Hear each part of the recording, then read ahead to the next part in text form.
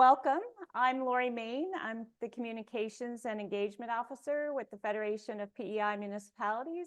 I also have Cassandra Gautreau with us, and she's our Programs Officer, and she's put a lot of work into this webinar as well. And before we start, I'd just like to acknowledge that FPEIM operates on the unceded Mi'kmaq territory of Epigwit, which is covered by the historic treaties of peace and friendship. We pay our respects to the Indigenous Mi'kmaq people who have occupied this island for over 12,000 years, past, present, and future. Today, we're really excited to share how you can benefit from the Federation of Canadian Municipalities Green Municipal Fund programs, and we're really happy to have two experts on hand.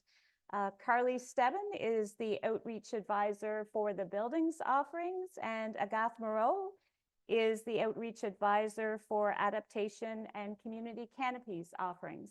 And with that, welcome Carly and Agath, and I'm going to turn it over to you. Oh, I should mention, sorry, just one more thing. If you do have questions, we will have a Q&A after the presentation, so feel free to put those in the chat just to make sure that we don't miss them. And over to you, Carly and Agath. Awesome. Good afternoon, everyone. Thank you so much, Lori and Cassandra, for this opportunity today to come speak a little bit more about our different funding offers with the Green Municipal Fund. It's really a true pleasure to be with you here this afternoon. My name is Agath, and as Lori mentioned, I'm joined with my colleague Carly, and we'll be looking at different funding streams together today. And we'll have a question period at the end if you have anything that you would like to discuss or any clarification questions or whatsoever. And I'm joining you today from the unceded, unsurrendered territory of the Algonquin Nation. And actually, when I woke up this morning, we were out of power. So I'm actually tuning in from our great fantastic municipal library. I'm in a located in a small village under population under 2,000 of Notre-Dame-du-Lot in Quebec. So a big love sent to this wonderful municipal facility. All right, so to kick us off, for those that aren't familiar with the Green Municipal Fund, it's FCM's biggest funding program. So it's a $2.4 billion fund, and as an organization, we have the dual mandate of both providing funding and capacity building support for municipalities across Canada to support projects that deliver clear environmental, social, and economic benefits to communities. And our funding and resources are available to all municipalities, big and small, and their partners in all provinces and territories. So what you see up on the screen now is the different funding offers that we'll explore today together. So we'll have about like a 40-minute-ish where we'll discuss all of these different funding offers and help you kind of understand these offers at a high level. Of course, it's going to be just a snippet of information, and we hope that you'll leave this webinar feeling empowered and also inspired to apply to these different funding streams. And we have an entire dedicated team that is here to take any questions that you may have and help you support you throughout your application process. All right, so the Local Leadership for Climate Adaptation is the first funding stream in which we will dive into today. And this is a fairly new funding stream. So we launched it last year. We've had our first intake period wrap up last summer, and we're currently in a live intake for both of the streams that you see up on the screen. So the first stream, Climate Ready Plans and Processes, is a funding stream that helps you develop any foundational document that will help your community better understand its unique climate risks. So think about climate risk assessments or climate adaptation plans. And the other funding stream that we will look at together today is the Adaptation in Action funding stream, which is almost the stepping stone, the next step once your community has prepared a climate adaptation plan, know what kind of risks you're dealing with. Then the next step is to put your boots in the ground and start doing some climate adaptation work. So this stream is really about supporting implementation projects that reduce climate risks. So this can look like, for example, shoreline restoration to decrease inlet flooding and such. And we'll explore that in just a bit. So for visual learners out there, it's just a representation of our two different funding streams. And you'll see a last one here, Growing Canada's Community Canopy, which I'll talk to a little bit further in the presentation, which looks at supporting communities to enhance their canopy coverage. So again here, the climate ready plans and processes, these are, think about these as big system-wide projects. So these are projects that once they're completed, will help your community better understand what climate risks they're dealing with. And the adaptation and action portion of our funding is really for projects that are on the ground and that help reduce climate risks again. So think of stormwater, pond expansion, for example, any green infrastructure installation, or any retrofitting or improvements of municipal buildings that will help you achieve climate resilience.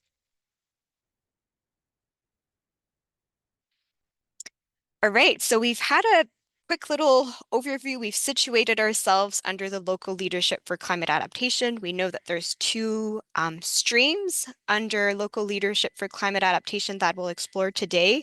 One more on the planning side of things and the other one more on the implementation side of things. So let's dive into the climate ready plans and processes. So again, this is to support communities adapt to the impacts of climate change. So either through doing a climate risk assessment or a climate adaptation plan. So really, we're looking at supporting work that will help you prepare foundational documents that will help you better understand and manage climate change. So types of eligible projects, as we mentioned, risk assessments, adaptation plans, and the last one here, system integration. Sounds a little bit not very descriptive, but to give you a few examples, system integration can be looking at updating your financial, your budgeting practices to account for climate change impacts and such. All right, so what kind of funding are we talking about for the climate ready plans and processes? So it's up to a maximum of $70,000 for to support this type of work. And the baseline cost share starts at 60%. And there's an increased 20% for municipalities with a population below 10,000. And on top of that, you can also stack different funding incentives to get your project essentially fully funded. So it could be fully funded 100% based on the strategic priorities that your project will meet. So for example, if your project is collaborating with another neighboring municipality, for example, you'd have another 5% cost share. And if your project looks at measures to meaningfully address reconciliation, equity, and inclusion, then you could get another 15% of cost share. So essentially your project would be entirely funded. And one thing about the two offers that I'll present today, so local leadership for climate adaptation and the tree planting fund, is that they're entirely grants. So there's no loan component tied to either of these initiatives. So for the climate ready plans and processes, we're in a live intake currently. The deadline to apply is September 16th. And if you're familiar with GMF's funding process, for this particular stream, there's no pre-application. So you would just go straight into your full application. And I'd encourage you to take full advantage of us and our team and our expertise. And you can book a meeting with our team to discuss your project. And we're here to help you understand and navigate the eligibility criteria and submit the best possible project. So we'll put the link in the chat afterwards for you to, if you'd like to book a meeting with our team to explore funding opportunities.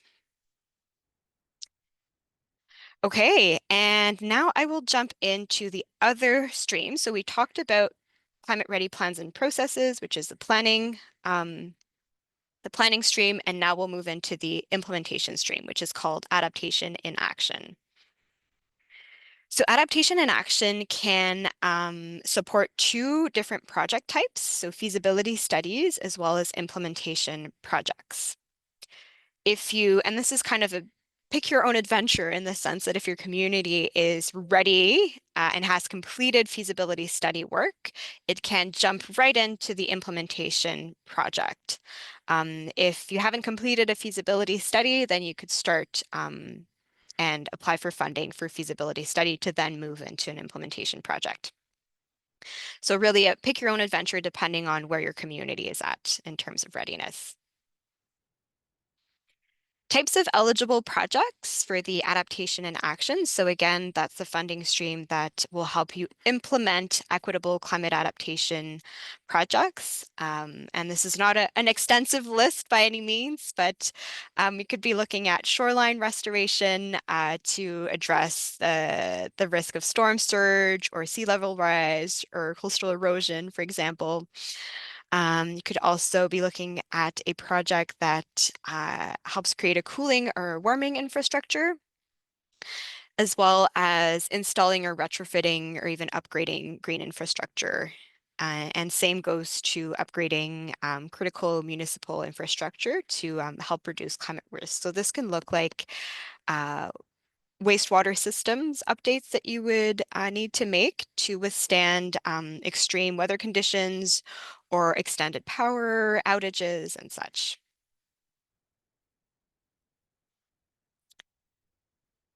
And the funding overview for this particular stream. So for feasibility studies, it's up to a maximum of 70,000. For implementation projects, up to a maximum of 1 million. One important thing to note for implementation projects is that the total project cost must not surpass $1 million.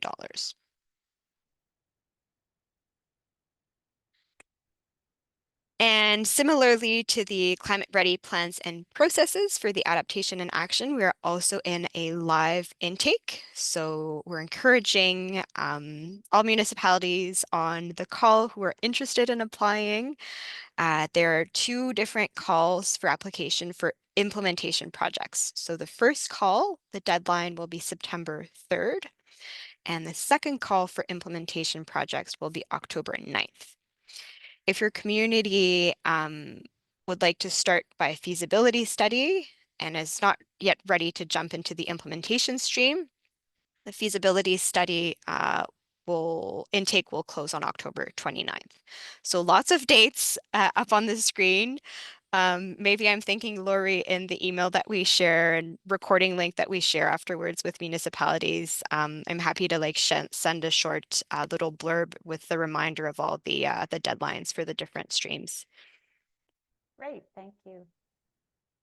Fantastic. All right. Okay, I want to highlight one project here from PEI from the town of Stratford that received funding in our first intake, which was last summer. And really, this project illustrates the response of the town to growing climate risks, especially from extreme weather events and prolonged power outages. So specifically for this project, during Hurricane Fiona, parts of the town were out of power, and which led to different problematics around, or not problematics, but the utility crew had to visit the sewage lift stations to prevent raw sewage from backing up. So this project here is looking at implementing automatic backup power to critical sewage lift stations. Um, and it's really great is that this project is a proactive adaptation measure that really looks at strengthening existing municipal infrastructure against, again, the disruption of services related to climate events. So again, the Adaptation and Action Fund and the Climate Ready plans and processes is all about helping your municipality build in resilience to climate change.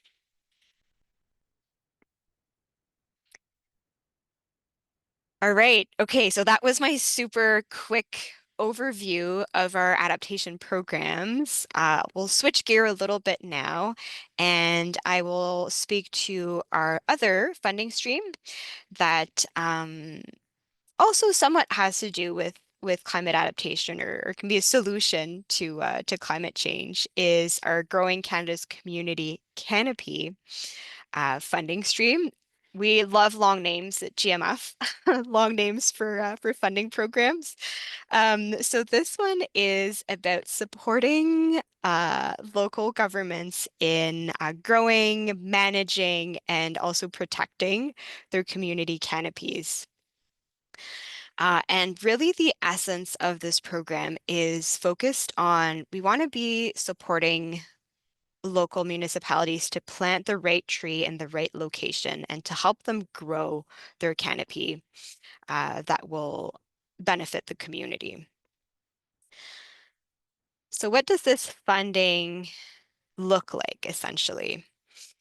So GCCC funding is there's two different streams. One that will launch further down the line, but the first one that we're going to talk about today is tree planting funding. So this funding is again to support your community plant trees and expand your community canopy. So what this can look like is we can support, for example, I think I have a slide later on this, but we can support projects, for example, if you want to plant along in a park, for example, that has been affected by a recent storm, or if you want to expand your municipality or your town's canopy coverage, this is a fund that you might be interested in looking at. And the second stream that's available under GCCC, well, not that's available. It will come. It will come in the fall. Is the strategic funding. So this is to support communities develop their forest management plans, for example, help them with identifying, for example, the percentages of canopy increase that you'd like to aim for in your municipality. A quick snapshot for this funding stream. So this one is up to 50% of eligible costs, so a 50% cost share. So a little bit different than the adaptation programs where both you can get up to 100%, so your project can be entirely funded based on the strategic priorities of your project. But for this particular stream, it's a 50-50 cost share and up to a maximum of 10 million, which is quite a lot of trees in there. And there can also be some infrastructure costs tied to your project. So, for example, if any asphalt needs to be removed in order to plant trees, those are infrastructure costs that can be built into your project. Now, in terms of eligible project examples, it can look like street tree planting, park tree planting as well, or riparian or forest restoration and reforestation. So there's quite a lot of different types of tree planting projects that we can support. And one example that I would like to give from, again, from PEI, so it's coming from Charlottetown. So Charlottetown, as you know more than I do, has after Hurricane Fiona has lost a big portion of its canopy cover. So it went from 21% to 18%. So about 150 hectares lost. So through our funding initiative, so through Growing Canada's Community Canopy, the city is able to access just 7,000, or sorry, my brain always thinks in French when I look at numbers, but 700, 730, close to a million in grants for tree planting. And that means about 1,200 caliper trees that were planted. And the key objectives really behind this project in Charlottetown was to restore storm damaged parks, as well as expanding naturalized zones, and increasing the canopy coverage in those zones. And throughout this project, really what has been brought at the forefront is the prioritization of climate adaptive species that have proven wind resilience. So really selecting carefully the type of tree species that would be planted as part of this restoration effort post Hurricane Fiona.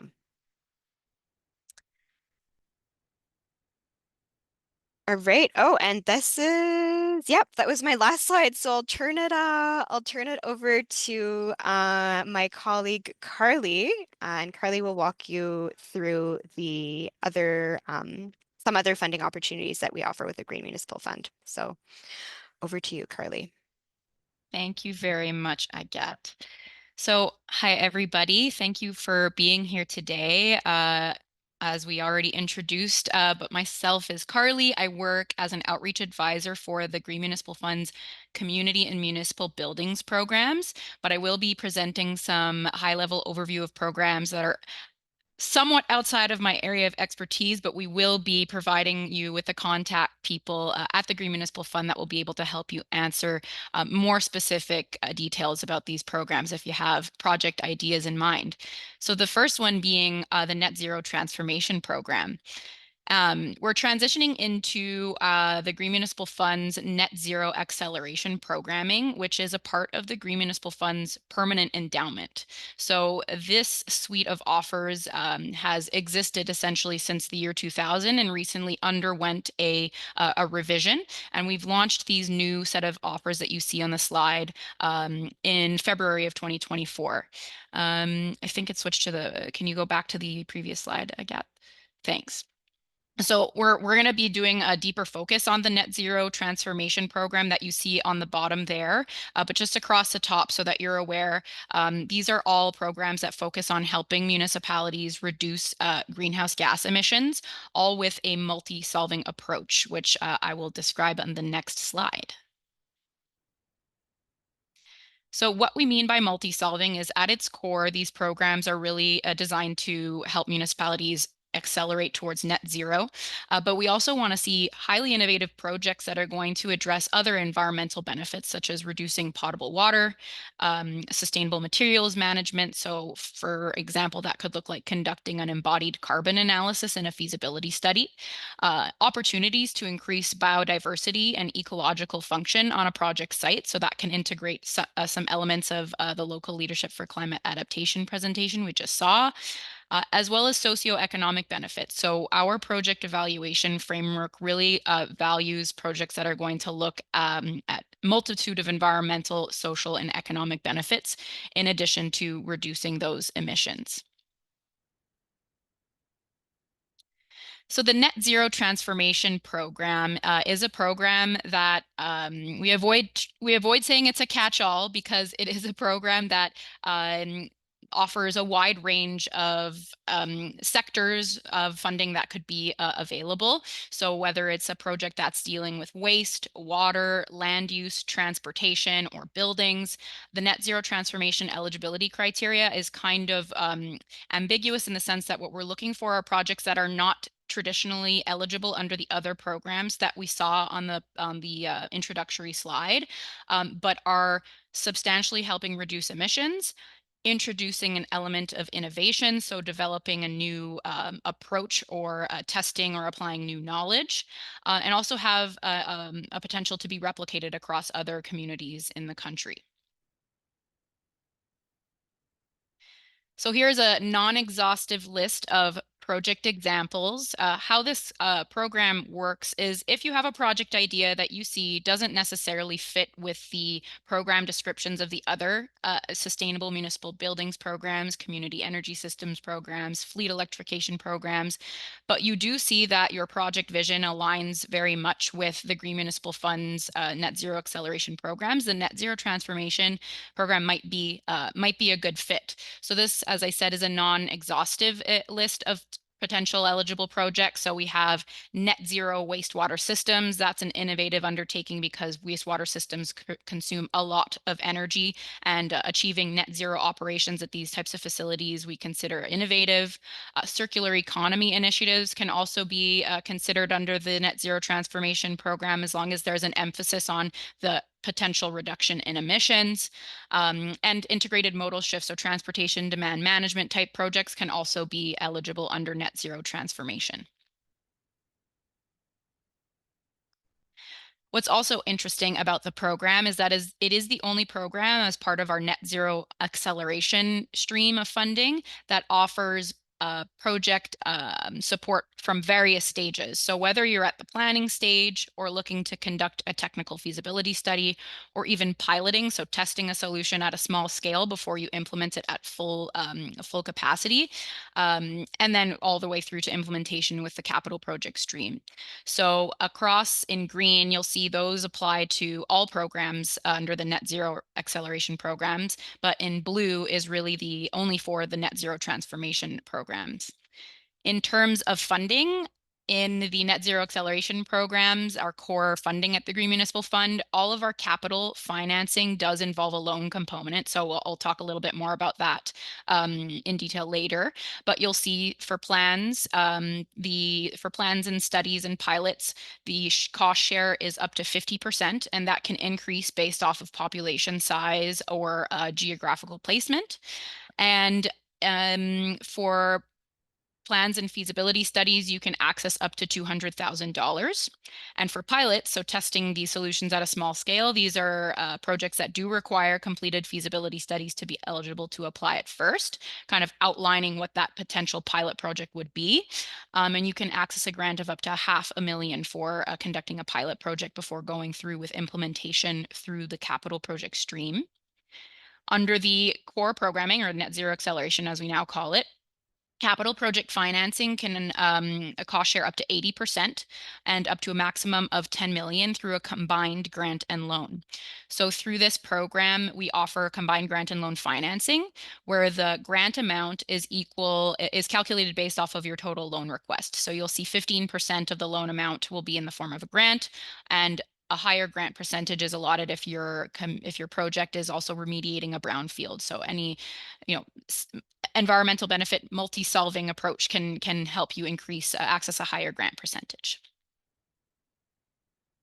Actually, before I transition to safe and active school routes, it does mention at the top here that there is no closing dates. So the specific program operates on a rolling basis, so you can apply at any time. So there's no deadlines up and coming to the net zero transformation program. Okay, we can transition now to safe and active school routes. So I'm just going to do a little switch here of my screen.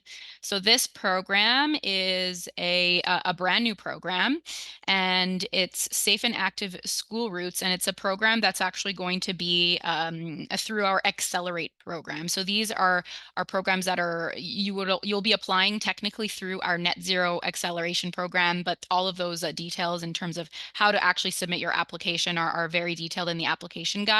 But we'll do a little overview of the program in the next slide here. So the Safe and Active School Routes Accelerate offer, it's going to be offering a cohort of local governments from across Canada and help through learning opportunities and grants to test street transformation initiatives that will help improve and increase active travel along routes to school.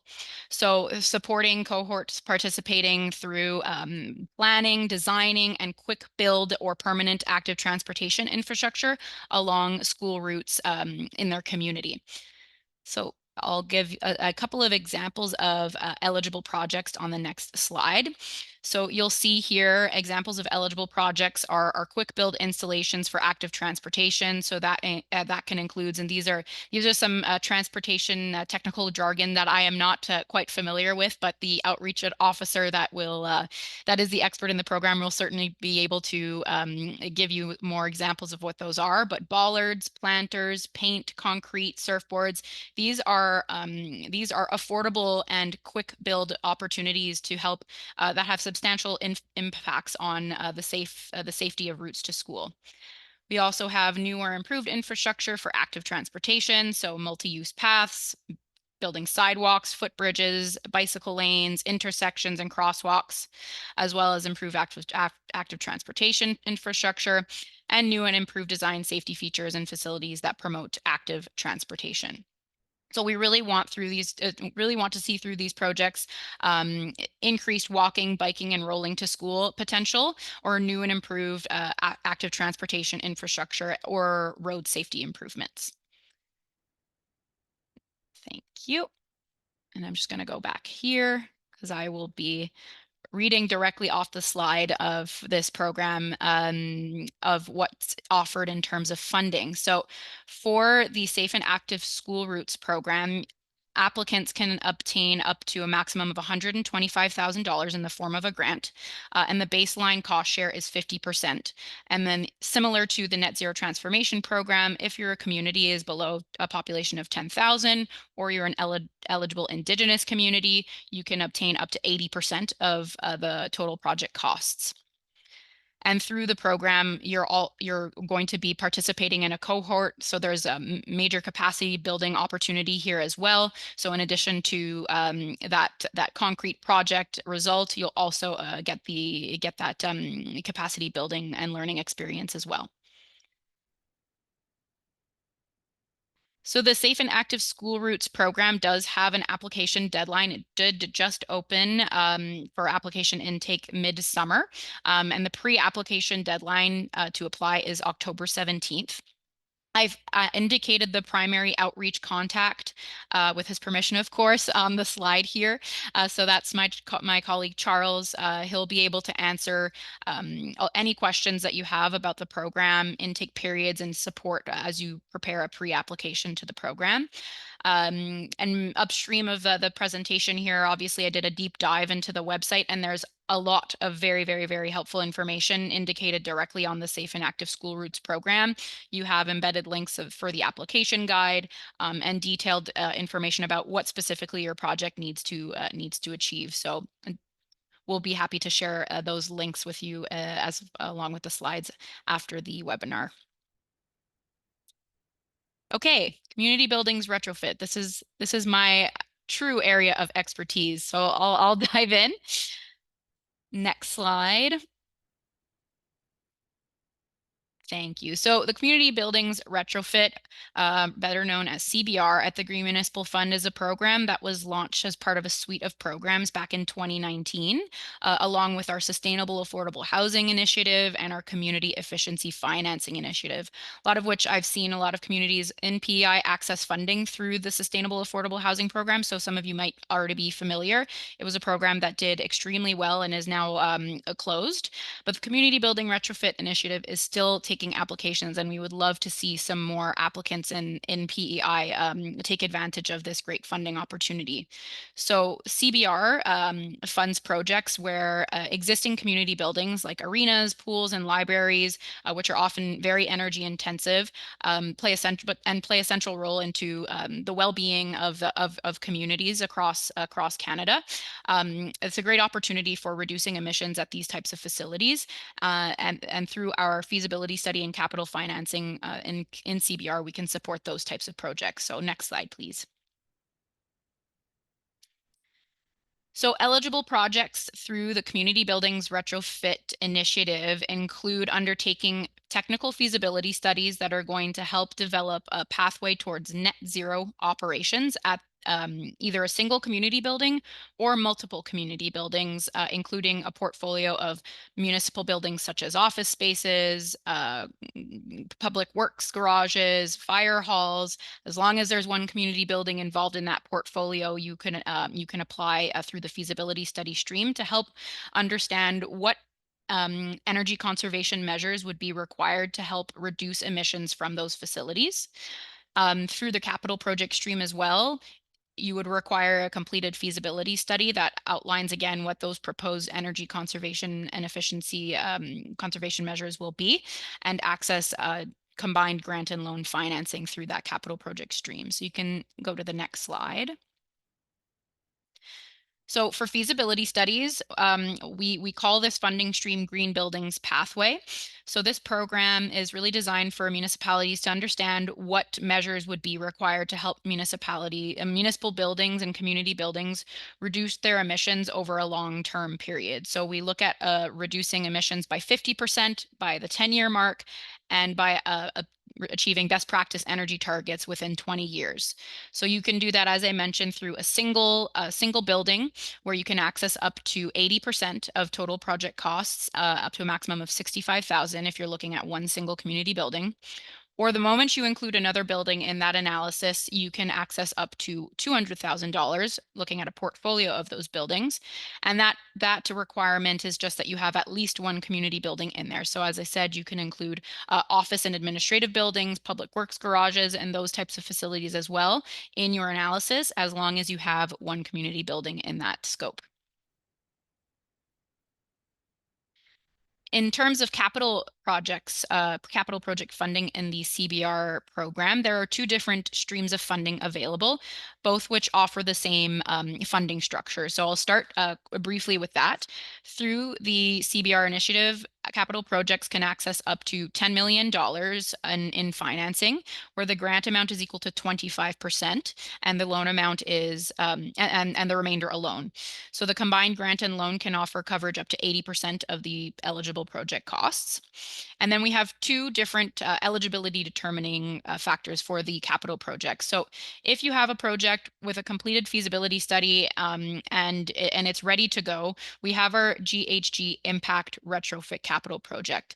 What we want to see is an energy modeling or ASHRAE level 2 analysis that demonstrates that the proposed energy conservation measures will achieve a 30% reduction in emissions compared to the current performance of the building. If you have that supporting document, you would be able to apply through the capital financing under the GHG impact retrofit program. Our Green Buildings Pathway Capital Project is a program that you would apply through after you have conducted a Green Buildings Pathway feasibility study. So this is looking at implementing different phases that have been identified in your Green Buildings Pathway feasibility study. So there's no specific baseline reduction that's required here. It really just has to be following the specific phases that have been identified in your feasibility study. So that sums up the program overview that I was responsible for today. Again, like Agat said, that's very, very, very high level, and we can deep dive into each program so much more. And we actually only just scratched the surface of the programs and opportunities that are available at the Green Municipal Fund. There are so many other programs that and great initiatives that that we have to offer. So if there are any other programs of interest, please feel free to bring them up in the Q&A or ask more detailed questions about the programs that we presented. But just so that you know, we have an amazing toolbox and learning center available on our website. As Agat mentioned at the beginning of the presentation, we have a dual mandate to deliver funding and capacity building. So our capacity building team works on developing resources like guidebooks, offers events and trainings and webinars. I know there was a recent webinar recording that's now available all about the Safe and Active School Routes program. So that might be very interesting for you to go and consult as well if you're interested to deep dive into that more.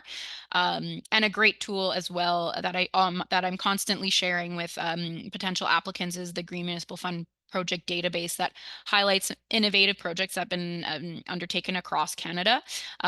It's a great tool because you can filter by province, population size, sector, program, and it gives a summary of the lessons learned from that initiative and the environmental and social benefits as a result of those projects being completed.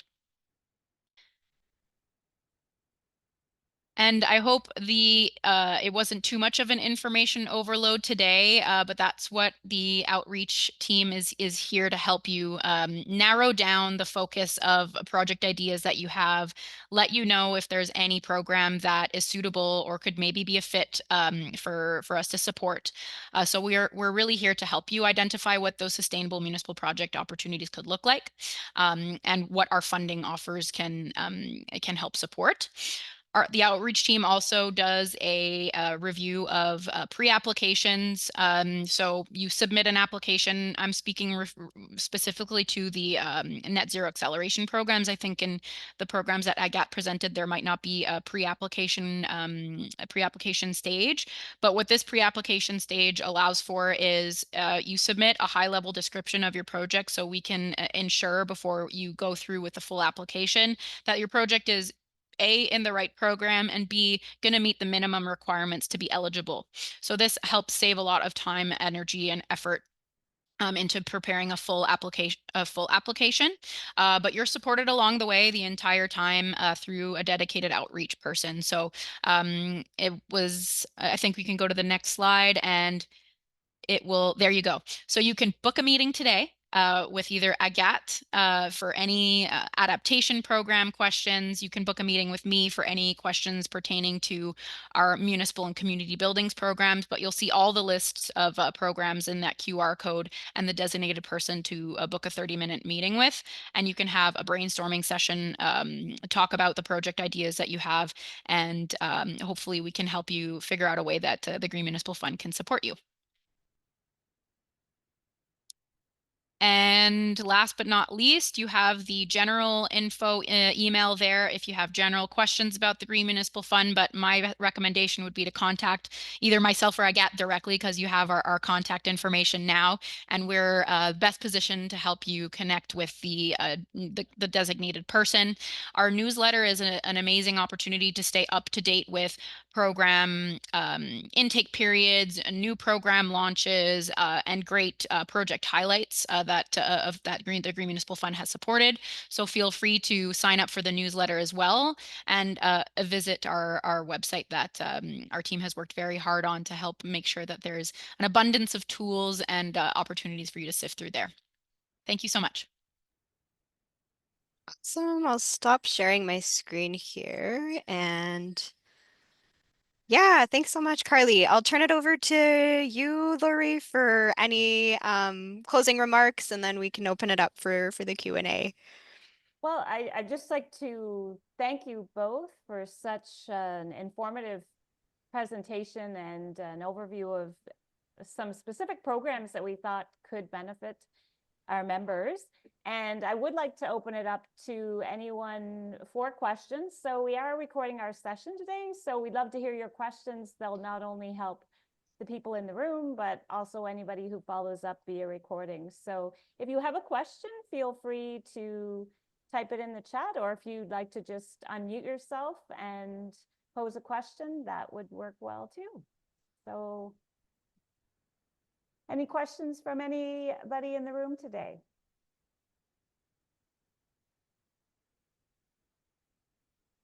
I don't see any. Charlie, I'm just wondering about the CBR program, or maybe another program like it. That's totally just for building retrofits. Am I correct there? Yeah, community building retrofits. Yeah. Do you Okay.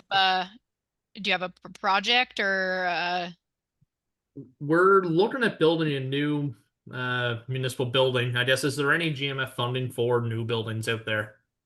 Yes, so we didn't do an overview of that program today, but that's through our Sustainable Municipal Buildings program. That program does support new constructions. However, the program is currently closed. It was very, very, very popular. No doubt. Which is a great sign. It means we hit the mark with what was identified as a need. But we do support feasibility studies and capital projects under the Sustainable Municipal Buildings for new builds. It's currently closed for not for forever. It's just we allocated all the funding that was available in this fiscal year. So if you're still at the early ideation stages, definitely book a meeting with me and we can discuss what the program details and eligibility requirements are. And then when the program reopens again, I'll be able to proactively reach out to you to let you know, and we can discuss potentially submitting an application. Okay, excellent. That sounds good. And you're anticipating that stream opening another intake next year? Yeah, so we're current applications now that have already submitted pre-applications that are in our system must submit by September 15th. So we're only anticipating reopening in our 2026-2027 fiscal year. So Right. April 2026, 2027, you could anticipate the program to be reopening. Yeah, All right, that sounds good. Thank you. no problem. Thank you, Carter. Great question. And Stephanie, did that answer your question as well? You mentioned you have the same question. Did that answer? Yes, it did. You probably know we're looking at building a new fire hall, but it is a couple years down the road as well. So, Okay, great. Any other questions?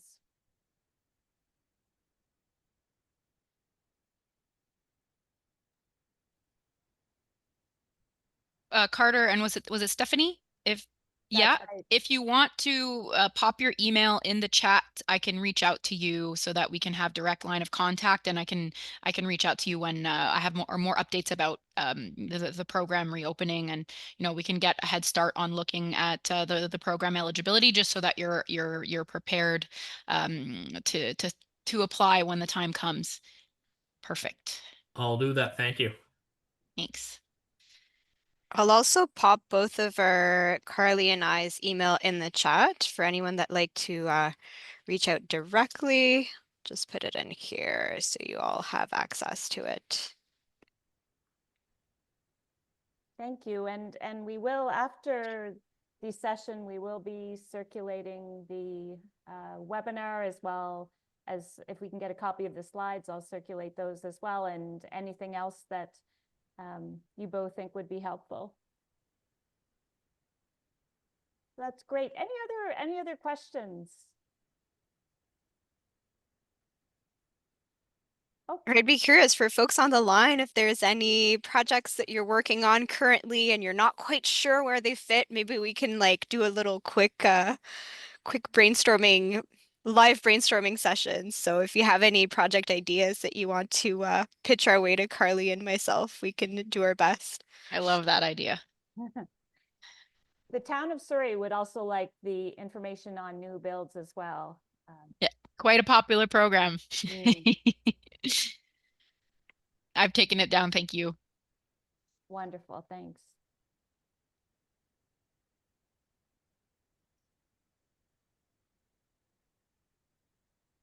Okay, well, if I don't see anybody have a project they'd like to share, or an idea they have in mind? And I realized that we're in a bigger kind of group setting. So I've also put there's also a link to our to book a meeting with us to have a one-on-one chat. Okay, I'm just, sorry, I'm just gonna check.